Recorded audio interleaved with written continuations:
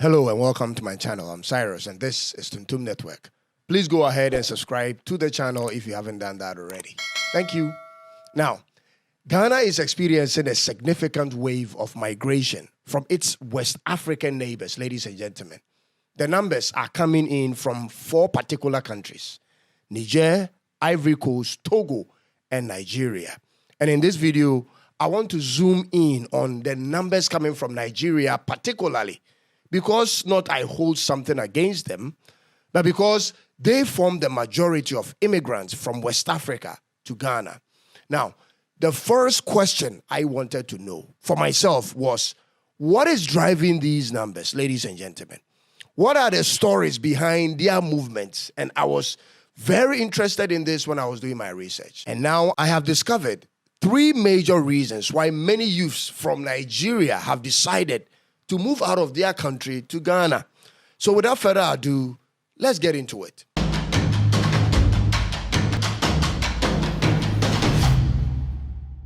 Nigeria as a country is nearly 4 times as big as Ghana, and their population is almost 7 times the population of Ghana's. But in recent years, Nigerians have moved to every corner of Ghana. I mean every corner. From all the way in the Upper East, to the Upper West, to the Savannah, Volta, Western, Ashanti region, and even to Accra. From the very interior villages to the main city centers, Nigerians are found everywhere in Ghana today, ladies and gentlemen. Take, for instance, a town called Zebila, which is in the Upper East region of Ghana.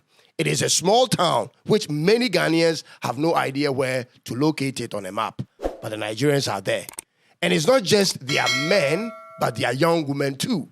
So I had to look into why they've decided to move to Ghana in spite of Ghana's limited land size and resources in comparison to theirs. Folks, this is what I found, and it will blow your mind. The third reason will blow your mind, I promise you. Now, reason number 1, electricity availability. This is the most obvious one. But think about it. Everything we do in society from morning to dawn today is one way or the other connected with electricity usage. Charge your phone, watch television, see your way around at night, dressmakers, shops, factories, banks, churches. Everything is connected to the grid, ladies and gentlemen. So the moment lights are taken or the supply is unpredictable, everything is either disorganized or comes to a standstill. I remember some 9 years ago when Ghana was immersed in total darkness. It was a nightmare and unproductive to the core. Nothing worked and life became frustrating, ladies and gentlemen. This made some people leave the country, but not as much numbers as they are leaving Nigeria.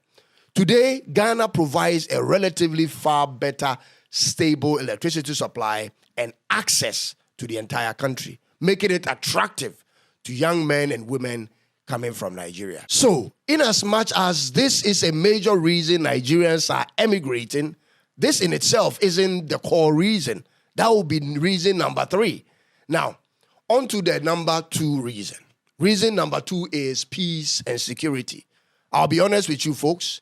If I were a Nigerian, I would leave the country by all means necessary for this one reason alone. When kidnapping becomes a regular occurrence and it's not particularly on the number 1 list of problems to solve, or the government wants to solve and the national security apparatus is implicated in it, this becomes a dangerous condition to endure both for the rich and the poor. But unfortunately, that's what is happening there. When religious extremism is common and national security agencies are sitting aloof and the federal government is playing politics with it, ladies and gentlemen, that is a crisis. When you need to hire armed bodyguards and police motorcade as a successful man or woman to make your way around on a daily routine, that is problematic, ladies and gentlemen. When armed robbery is orchestrated with impunity and you don't see practical government plans of shutting it down, you should know you could be in danger at any point in time, whether on the road or at the comfort of your home. This is one of the reasons many Nigerian youth and businessmen are moving to Ghana. Ghana's reputation for political and social stability makes it an appealing haven. Ghana offers a more peaceful environment for families and entrepreneurs alike. And like I said earlier, folks, if I were a Nigerian at this point, I would have left as well, because even when you are successful, this is the sad truth, you can never be comfortable to let your guards down at any point in time, because you don't know what is about to happen. This one reason alone is still not the main reason many Nigerians have relocated to Ghana. Ladies and gentlemen, this is going to be the number one reason why they are running to Ghana. Check this one out at number 3. And this is going to be very, very arguable. This is it. Many Nigerian youth have moved to Ghana because of economic reasons. Let me explain.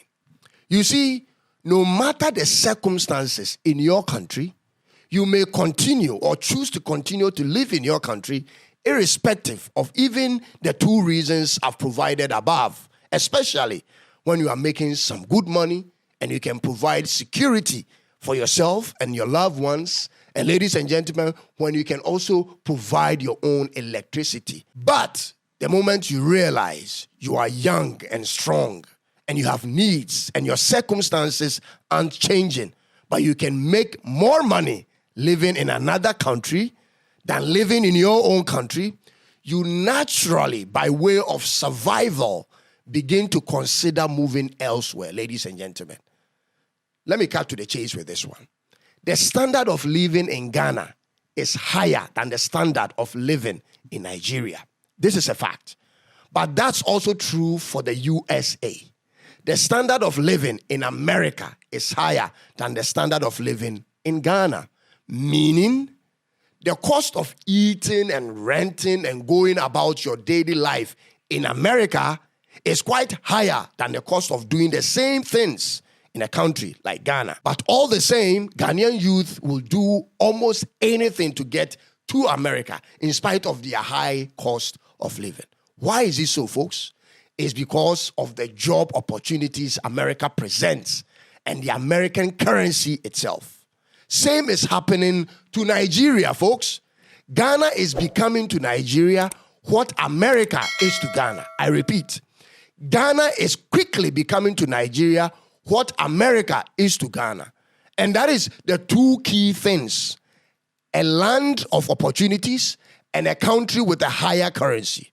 So even though Nigerians know that living in their own country is less expensive compared to living in Ghana, they will still relocate to Ghana. This is because even though Ghana's currency may not buy much in Ghana, it will buy so much in Nigeria. Let me give you one very clear example. Today in Ghana, many of the Nigerian young men here sell mobile phone accessories on a cart they push around. It's very common. To the local Ghanaian, the profit from that trade is just too small to live on. But the Nigerian guys knows how much the same profit translates in their own currency and the volume of things it can buy in Nigeria. And so they've dominated in that trade everywhere you go in Ghana. The situation is exactly the same case for people from Niger and Togo living in Ghana. The Nigerians have also dominated in the trade of moving around with a pair of nail cutters to cut nails. Artisans in the POP and certain building and construction jobs are dominated by people from Togo. Why? Because even though the profit from it is small to the Ghanaian or to anyone spending that money in Ghana, the same profit will do more to them in their own countries. So I can therefore emphatically say that Ghana is now the new abroad to Nigeria, to Togo and Niger. If you put your bias aside and the insults and you look at the facts provided, you may come to a similar conclusion. Currently in Ghana, there is not a single town or city without the presence of Nigerian nationals. It's impossible, folks. If you look around and you don't find one, it's because the Nigerian national has lived there so long, he or she has learned to speak our local language and has perfectly assimilated in that community. And this is not to throw shade at Nigerians, but to send a word of message to the government of Nigeria that these three problems, ladies and gentlemen, in their country are non-negotiable. It must be resolved at all costs and by all means necessary, ladies and gentlemen. Nigeria needs peace and security. Nigeria needs stable electricity supply. And Nigeria needs economic improvement, ladies and gentlemen. According to the National Bureau of Statistics in Nigeria, the NBS of Nigeria, in 2022, 63% of Nigerians were multidimensionally poor. The same body in 2023 stated that approximately 46% of Nigerians, equating to about 104 million individuals, were living below the international poverty line of $2.15 per day. So obviously, this is not something I am making up. It is a fact and it's a public knowledge. This is unacceptable for a country that has so much. Ladies and gentlemen, the self-acclaimed giant of Africa seems to be sleeping, and it's even affecting their national men's football team. If indeed they are the giants of Africa, then the sleep time is over. They need to get up and make their changes to their society. They have to change their story. This is the extent I can go with this for now. I'll come your way with another one very soon. Be sure to subscribe and click on the notification bell for more of my videos. God bless you, and may God bless Nigeria in these bad times. It's bye-bye for now.